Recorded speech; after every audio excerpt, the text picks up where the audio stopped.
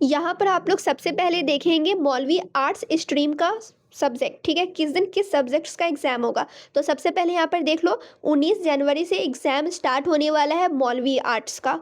19 जनवरी को सबसे पहला पेपर है। फर्स्ट सिटिंग में अरबिक का एग्जाम होगा, सेकंड सिटिंग में उर्दू का एग्जाम होगा। अब आप लोग कहोगे टाइमिंग, तो फर्स्ट सिटिंग का जो एग्जाम होगा वो 8 बजे से 12 बजे तक होने वाला है, और सेकंड सिटिंग का जो एग्जाम होने वाला है वो है 1:45 से 5 बजे तक। 3 घंटे का पेपर होगा। 15 मिनट आप लोग को एक्स्ट्रा मिलेंगे क्वेश्चन पेपर पढ़ने के लिए। क्लियर। और यहाँ पे मैं पेपर कटिंग इसलिए दिखा रही हूँ क्योंकि आप लोग को यहाँ पे इजीली समझ में आएगा। मौलवी आर्ट्स का अलग से लिखा हुआ है, इस्लामिक अलग से लिखा हुआ है, कॉमर्स का अलग से लिखा हुआ है, इससे आप लोग को अच्छे तरीके से समझ में आएगा।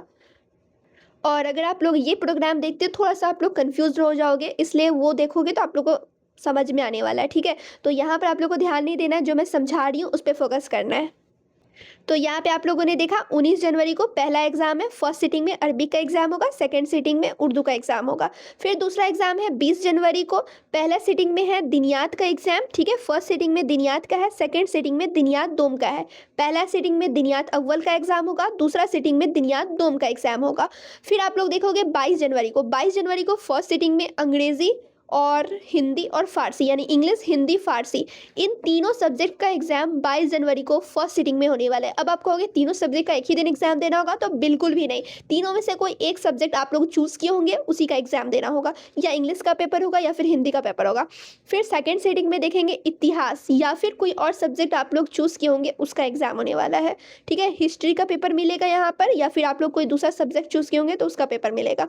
फिर यहाँ पे आप लोग देखेंगे नेक्स्ट एग्जाम होगा 24 जनवरी को, यानी कि 23 जनवरी को बीच में एग्जाम नहीं है, डायरेक्ट 24 जनवरी को है। 22 जनवरी के बाद भूगोल का होगा, ठीक है, यानी ज्योग्राफी का पेपर होगा।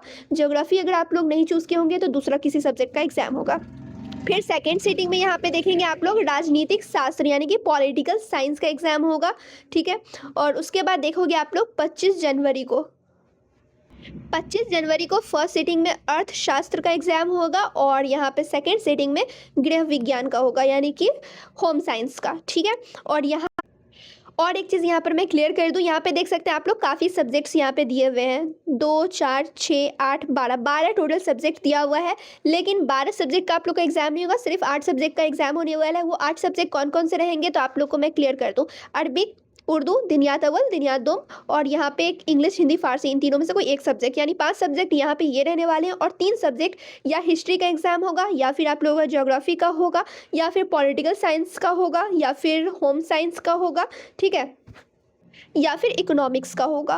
क्लियर। अब यहाँ पे आप लोग को देखना है आप लोगों ने फॉर्म भरते टाइम कौन से सब्जेक्ट चूज़ किया था, उसी हिसाब से आप लोग को जाना है। या फिर एडमिट कार्ड आप लोग को मिलेगा तो एडमिट कार्ड पर देख लेना कि कौन कौन सब्जेक्ट आप लोग का है, उसी के अकॉर्डिंग जाना। अगर आप लोग का हिस्ट्री का पेपर होगा तो आप लोग हिस्ट्री के एग्जाम के दिन जाना, अगर नहीं रहेगा तो मत जाना, ठीक है। अब ये नहीं कि कोई बच्चे को लगे कि मेरा पॉलिटिकल साइंस सब्जेक्ट ही नहीं है और उस दिन एग्जाम देने नहीं गए, तो वैसे में आप लोग का एग्जाम छूटने वाला है। तो एडमिट कार्ड अच्छे से पढ़ लेना, समझ लेना कौन कौन सब्जेक्ट है आप लोगों का, उसके बाद उसी के अकॉर्डिंग जाना एग्जाम देने। अगर पॉलिटिकल साइंस होगा तो आप लोग कब जाएंगे एग्जाम देने, तो 24 जनवरी को जाएंगे, सेकेंड सिटिंग में जाएंगे, ठीक है।